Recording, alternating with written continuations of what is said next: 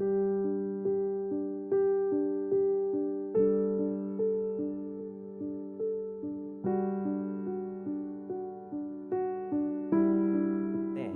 그동안 우리가 예배를 드리면서 저는 이런 생각을 해봤습니다.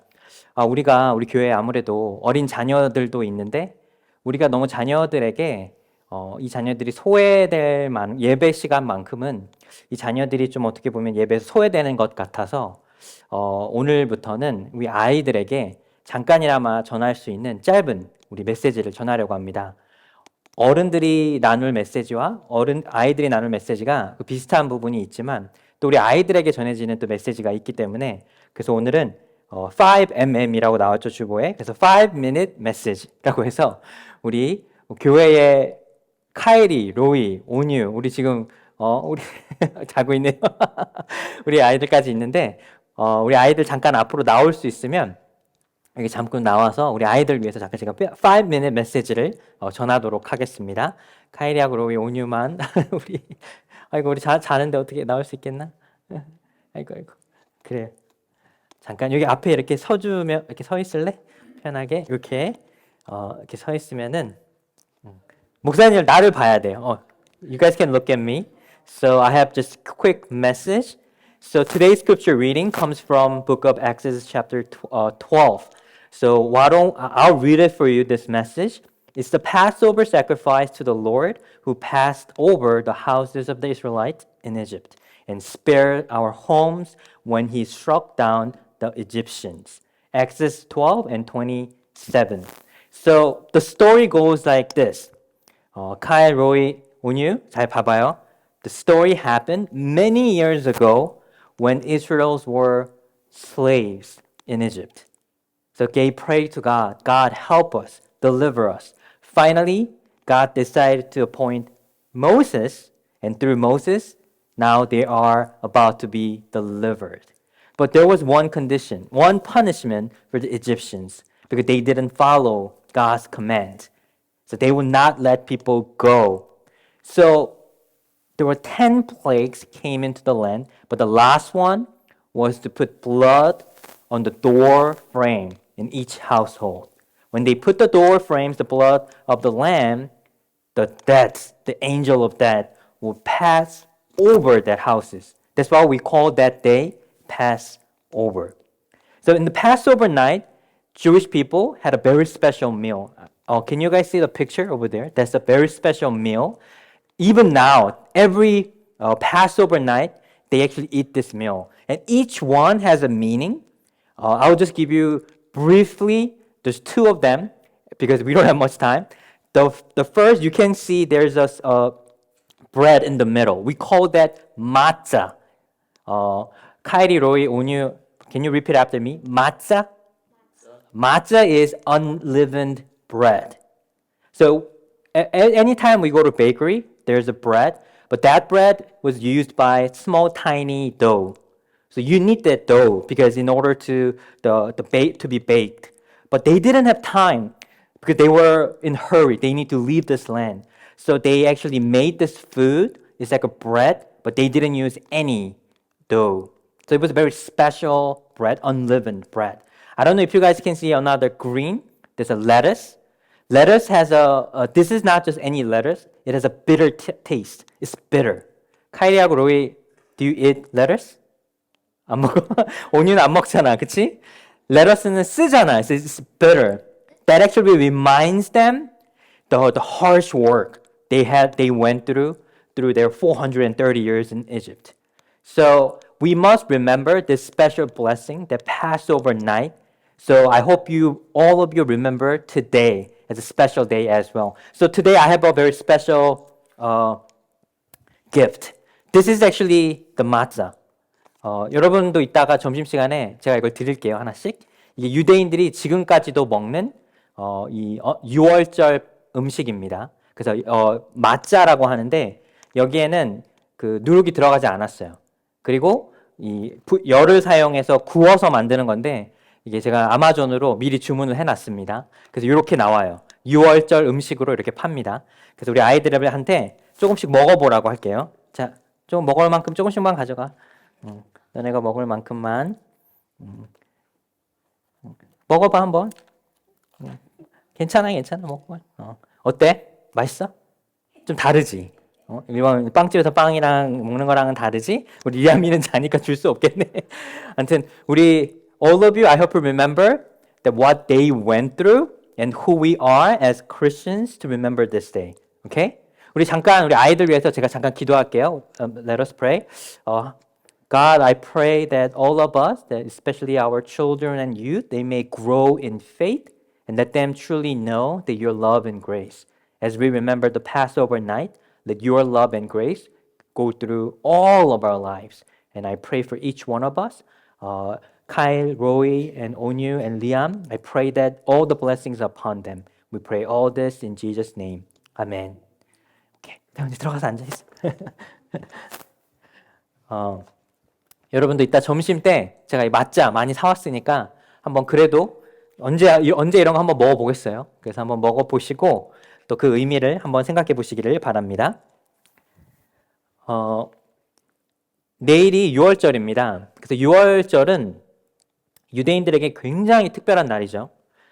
지금까지도 유대인들은 이 6월절이라고 하면 모두 경건하게 자기의 저녁마다 가족들이 함께 모여서 이 음식을 먹으면서 부모가 자녀들에게 교육을 시켜요.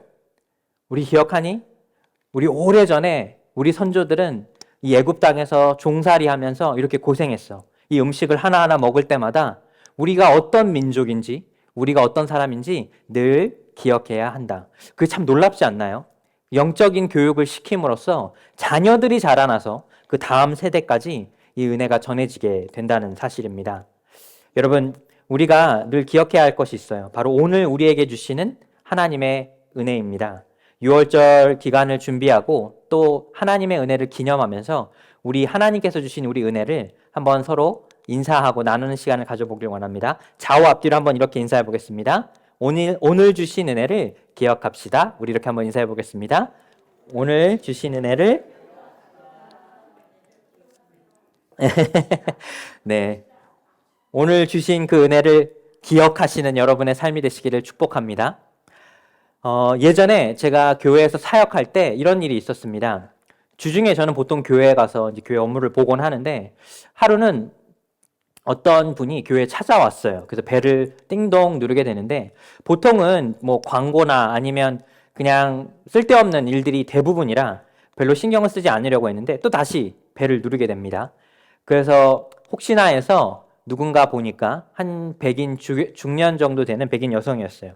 그래서 무슨 일이냐고 하니까 잠깐 나랑 얘기를 나눌 수 있냐고 물어보더라고요.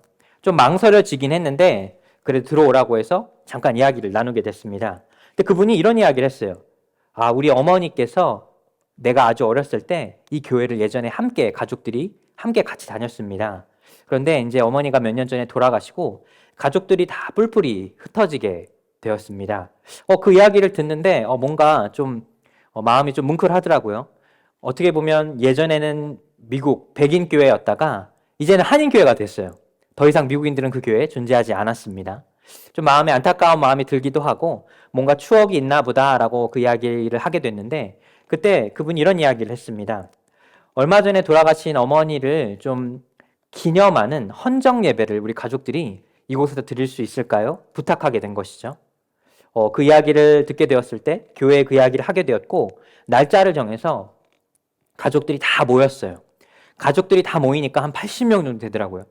어머니의 이 자녀들, 그 자녀의 자녀들, 친척들까지 다 모이니까 거의 한 80명 정도가 모여서 어머니를 기념하는 그 기념 예배를 드리게 된 것이죠. 제가 말씀을 전하게 됐는데 말씀을 마치고 난 후에 가족들에게 한 명씩 나와서 그 어머니에 대한 혹시 고맙거나 하실 말씀이 있으면 나와서 전해달라고 했는데 가족들이 한 명 한 명씩 나와서 돌아가신 어머니, 할머니에 대해서 이런 이야기를 했습니다.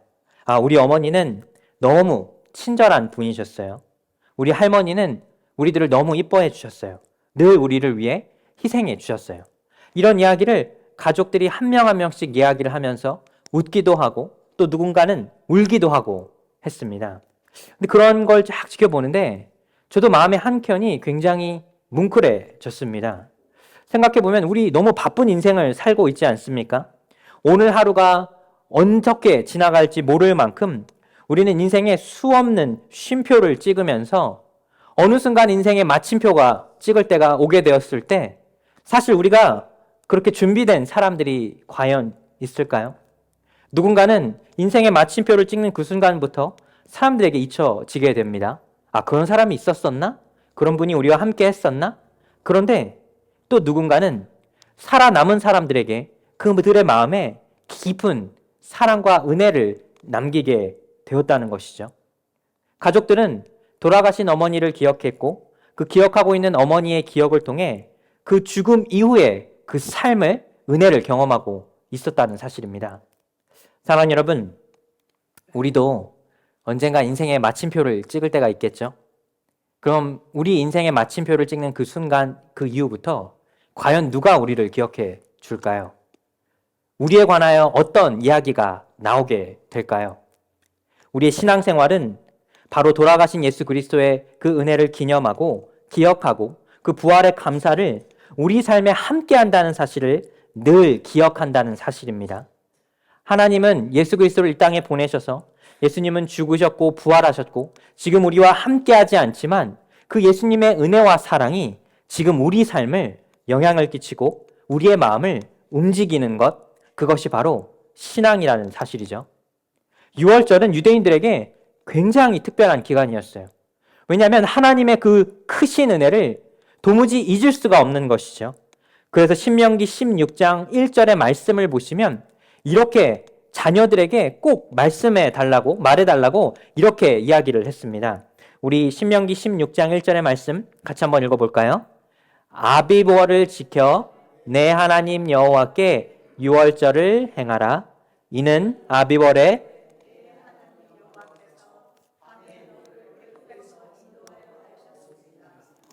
아멘. 이 신명기의 말씀은 자녀들에게 이 날을 교육시키라는 거예요.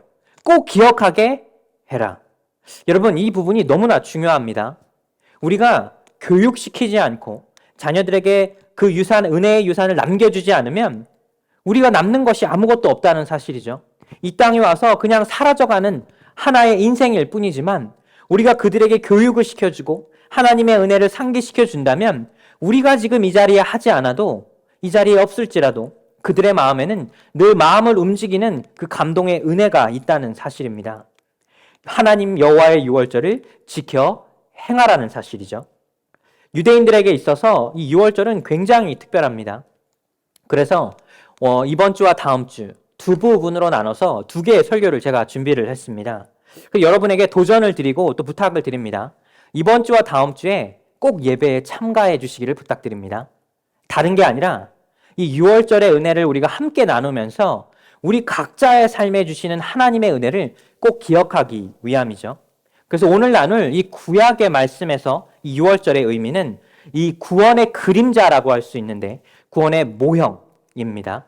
그리고 다음 주에 나눌 이 구원에 관한 내용은 어떻게 구원이 이루어졌는지 예수 그리스도를 통한 구원의 실체, 완성에 관한 내용이죠.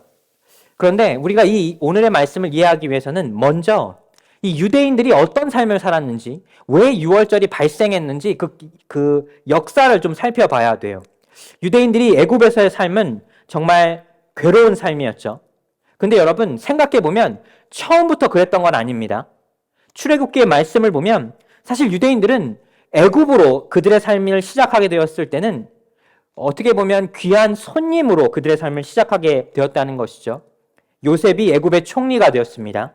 그리고 애굽의 번영과 안전을 가져다 주면서 그의 가족들이 그 애굽에서 살 수 있게 됐어요. 하나님의 은혜로 그곳에서 정말 귀한 손님으로 살게 된 것이죠. 이때 바로가 이런 이야기를 합니다. 창세기 41장 40절의 말씀인데 우리 41장 40절의 말씀 함께 읽어보겠습니다. 너는 내 집을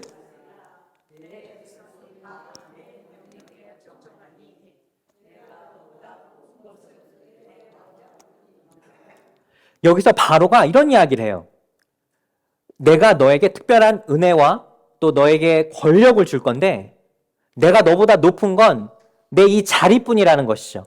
즉 유대인들은 이 애굽에서의 삶을 시작하게 되었을 때는 정말 귀한 손님으로서 그곳에서 살게 되었다는 것이죠. 근데 시간이 지나가면서 이 부분이 변화하게 되었죠. 그리고 종의 삶을 살게 되었다는 것입니다. 여러분, 이 부분을 잘 기억해야 돼요. 왜 어떻게 이런 일이 벌어지게 되었고, 이 일에서 우리가 깨달을 수 있는 것이 무엇인가? 단순히 그냥 이 유대인들을 알지 못하는 바로가 등장했기 때문에 발생했던 일인지, 아니면 그곳에서 조금 더 특별한 그 이유가 있는 것인지 우리가 생각해 봐야 한다는 것이죠. 여기서 우리가 하나 깨달을 수 있는 그것이 무엇이냐면, 이 구약의 말씀에서 이 구원이라고 하는 것은, 여러분, 누군가 하나님에게 구원을 받았다고 하는 것은 단순히 내가 살고 있는 현재의 삶에서 미래의 구원을 말하는 것이 아니라는 것이죠. 사랑하는 여러분, 이렇게 생각하는 분들이 있어요. 목사님, 제가 그냥 제 인생 멋대로 살다가 마지막에 그냥 천국만 가면 되는 것 아닙니까? 하나님 용서해 주시고, 나 그냥 살고 싶은 대로 살고, 내 삶 다 즐기다가 천국만 가면 되는 것 아닙니까? 누가 이렇게 이야기할 수 있겠죠? 근데 여러분, 하나님의 구원은 미래에 있는 것이 아니라 내 과거와 현재와 미래를 동시에 이루어지게 해주신다는 사실이죠. 하나님이 누구 한 사람을 구원하셨다는 그 구원의 은혜는 반드시 그 사람의 과거의 삶을 회복시킨다는 사실입니다. 여러분, 구원은 미래에 내가 얻어야 할 금메달이나 은메달 같은 것이 아니라 과거에 무너졌던 내 삶이 하나님의 은혜를 경험함으로써 모두 회복되는 것을 의미한다는 사실이죠. 여러분, 네오포비아라는 것이 있어요. 이 말이 무슨 뜻인가 하면 뭔가 새로운 것에 두려움을 느낀다는 거예요. 이게 왜 이 이야기를 하냐면, 네오포비아는 보통 우리 인간이 모두가 갖고 있는 두려움이에요. 우리 아이들 생각해 보면 이런 게 있어요. 여러분, 제 딸도 마찬가지인데 우리 온유가 절대 먹지 않는 음식이 있어요. 과일, 야채 같은 거 잘 안 먹죠, 보통 아이들은. 근데 왜 그러냐면 이걸 먹어봤는데 너무 맛이 없었어요. 아니면 예전에 맛이 없었던 그 야채와 비슷한 거예요. 그러면 그 새로운 음식을 먹는 것에 두려움을 느끼는 것이죠. 근데 이게 생존 본능이래요. 우리 모두가 그렇다는 것이죠. 그게 네오포비아인데, 뭔가 우리가 알지 못하는 것, 뭔가 우리가 두려움에 느끼는 것은 내가 이전에 잃어버렸던 것, 경험하지 못했던 것을 경험하게 될 때 두려움을 느낀다는 사실이죠. 생각해보면 새 학기가 시작될 때 우리 좀 두려움을 느끼게 됩니다. 새로운 직장에서 첫날 그 마음에 두려움을 느끼게 된다는 것이죠. 이 인간의 두려움은 결국 알지 못하는 것, 경험하지 못하는 것에서 시작되는 것인데, 이 애굽 사람들이 시간이 많이 지난 후에 유대인들을 바라봤을 때 느낀 그 두려움이 바로 이 두려움이었다는 것이죠. 이 사람들 누구지? 왜 이 땅에서 이렇게 살고 있는 것이지? 왜 지금 이 사람들은 번창하고 수백만 명의 사람이 되었는데 이 사람들이 우리를 공격하면 어떡하지? 알지 못하는 그 미지에 대한 두려움이라는 것이죠. 예전에 미국의 이 스릴러 공포 영화를 굉장히 잘 만드는 영화 감독이 있었어요. 그 사람의 이름이 스탠리 큐브릭이라는 사람인데, 이 감독이 보통 공포 영화나 무서운 영화를 만들 때 귀신이나 괴물이 나오면 사람이 두려움을 느끼잖아요. 근데 이 감독은 사람의 심리를 되게 연구를 했어요. 왜 인간이 어느 곳에서 제일 공포를 느끼는가? 근데 이 감독이 내린 결론은 미지에 대한 두려움이 가장 공포스럽대요. 뭐냐면, 내가 밤 골목을 지나가고 있는데 혼자 저 골목 끝에 어떤 한 사람이 서 있어요. 근데 저 사람이 누군지 알지 못해요. 그리고 저 사람이 나를 공격할지 어떨지 도무지 알 수 없어요. 그때 느끼는 인간의 마음의 공포가 가장 극한의 공포라고 합니다. 근데 이 감독의 유명한 영화들이 몇 개 있는데, 영화에 제가 한 사진을 가지고 왔어요. 보면은 어린아이가 이 호텔 이 복도를 작은 이 바이시클을 타고 있죠. 바닥부터 이 모든 게 이 감독이 정말 완벽주의자인데 다 세팅을 한 거예요. 근데 이 영화의 내용이 스릴러 공포물인데 무서운 어떤 괴물이 등장하는 게 아니에요. 사람의 심리에 대한 공포를 말하는데, 이 아이가 혼자 이 바이시클을 타면서 이 호텔 복도를 이렇게 타고 있는데, 저기 복도 끝에 어떤 여자아이 2명이 서 있어요. 근데 그 장면부터 벌써 우리 관객들은 두려움을 느낀다는 거예요. 극한의 공포를 느낀다는 거예요. 왜냐하면 모르니까. 저게 누구지? 날 공격할 수도 있나? 아니면 저게 도대체 왜 있는 거지? 그 공포를 잘 설명한 영화의 장면이라는 것이죠. 여러분, 보통 우리가 느끼는 그 모든 공포의 시작은 알지 못하는 것, 확신할 수 없을 때 공포를 느낀다는 것이죠. 미래에 대한 두려움, 혹은 내가 어떤 직장에 대한 두려움도 확신이 없을 때 두려움을 느낀다는 사실입니다. 이 애굽인들, 이집트인들의 두려움은 바로 이 유대인들이 도무지 어떻게 우리를 대할지 모른다는 그 미지에 대한 두려움이었다는 것이죠. 그런데 거기가 끝이 아니었어요. 유대인들의 입장에서도 분명한 잘못이 있습니다. 여러분, 출애굽기 1장 8절의 말씀 함께 읽어보겠습니다.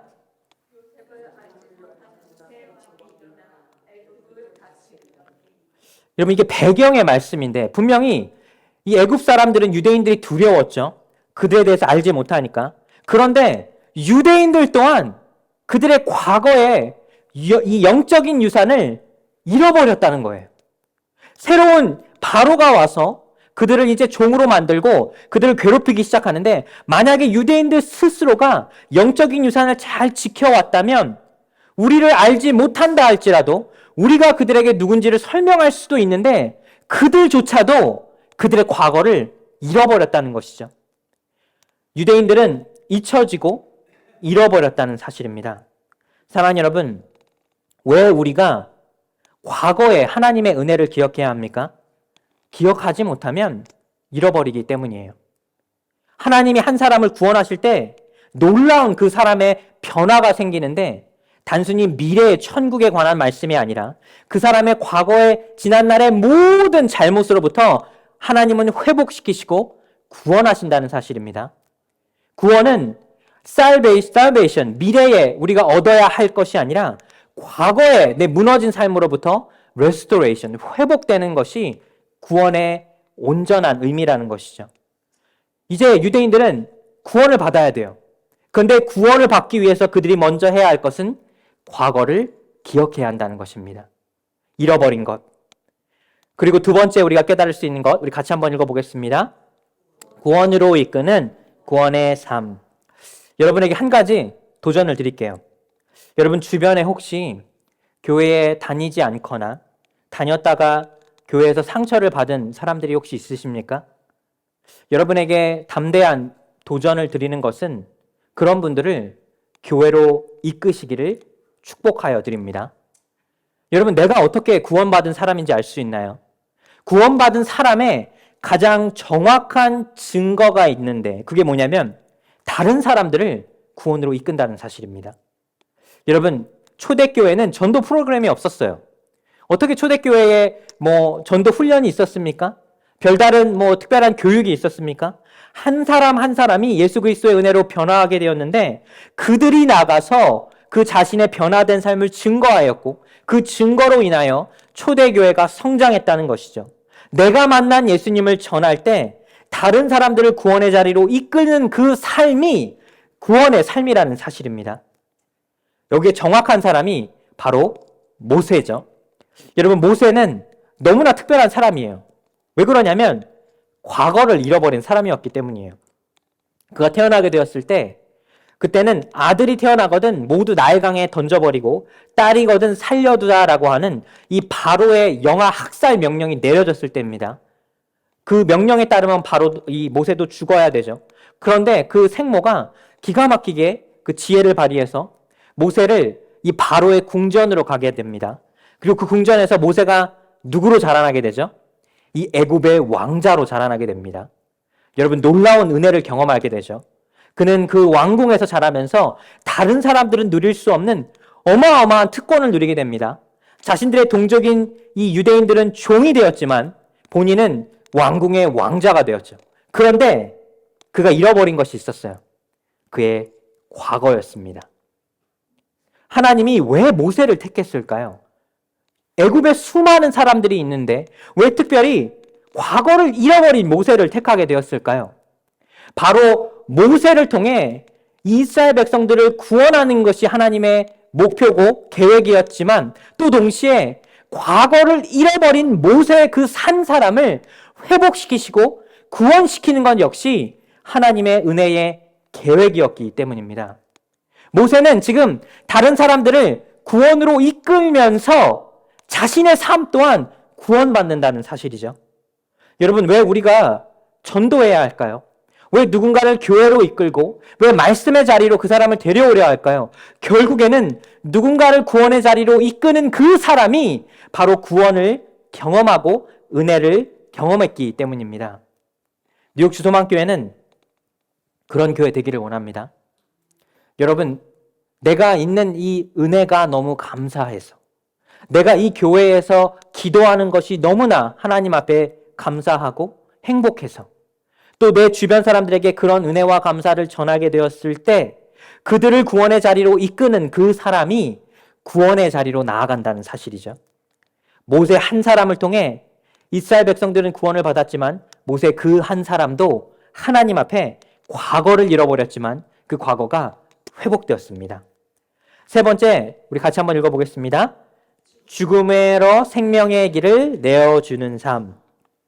이 모세가 바로에게 이 유대인들을 보내줘라라고 말을 하는데 말을 듣지 않죠. 그때 10가지 재앙이 그 땅에 임하게 돼요. 근데 여러분, 이 10가지 재앙 한 가지마다 하나님의 놀라우신 그 신학적인 배경과 이 설교 말씀을 전할 수 있어요. 그래서 이 부분은 너무나 복잡하고 방대한 내용이라 나중에 기회가 된다면 이 재앙 하나하나에 담겨진 의미를 좀 말씀을 나누기를 원하는데, 오늘은 그 마지막 6월절 날 벌어진 그 일에 관하여 짤막하게 말씀을 나누려고 합니다. 여러분, 6월절 마지막 날 이 10번째 재앙에 어떤 일이 벌어졌죠? 그 땅에 죽음이 임하게 됐어요. 이건 하나님의 엄연한 명령이었어요. 이제 애굽의 땅에 죽음이 임하게 되리라. 여러분, 이 부분을 누구도 멈출 수 있나요? 바꿀 수가 없습니다. 그런데 하나님이 그 죽음에 관하여 한 가지의 조건을 걸으셨는데 장자였습니다. 그런데 단순히 사람들뿐이 아니었어요. 또 모든 동물들의 첫 새끼도 마찬가지였습니다. 즉 모든 첫 번째는 죽음을 맞이하리라. 근데 왜 그럴까요? 왜 하나님은 그 명령을 하시게 되었고 그 조건을 걸게 되셨을까요? 우리 인생을 생각해 보면 됩니다. 여러분, 우리 인생에서 시작은 너무 중요해요. 첫 학교, 첫 직장, 배우자와의 첫 만남, 우리 아이와의 첫 만남, 모든 인생의 첫 경험은 우리가 앞으로 어떤 인생을 살 것인가에 대한 삶의 방향을 결정하기 때문입니다. 인생의 시작이 잘못되면, 첫 단추를 잘못 띄우게 되면 아무리 다음을 잘하면 뭐합니까? 결국에는 마지막을 잘 준비할 수 없게 되는 것이죠. 왜 내 시작, 내 처음을 하나님께 드리라고 말할까요?